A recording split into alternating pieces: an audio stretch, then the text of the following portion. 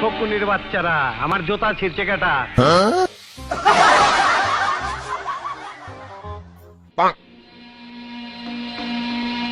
একেবারে শান্ত সোনার ছেলের মতন দেখি মাথা নিচু করে আছো, কিচ্ছু বুঝো না, দুধু খাও।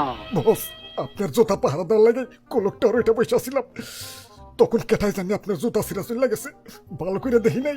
ওখানে যে কি করছালা? গুলি করছিলাম বস, গুলি করছিলাম। গুলি করছো না ছিড়ছো? গুলি করলে তো মার্ডারের খবর পাইতাম, 5টা মার্ডার করতি। এই শালার বেটা শালা, গুলি করতে পারো না, হাতে কাক নাই। বস, আপনার জুতা বাঁচানোর লাগা রীতিমতো যুদ্ধ করছি, অনেকগুলা গুলিও করছি, কিন্তু একটা গুলিও লাগাইতে পারি নাই।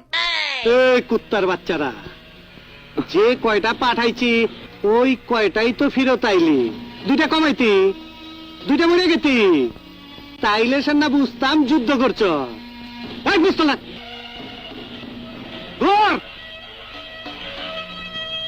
আজকের থেকে কয় সালারে যেন এই সীমানার মধ্যে না দেখি।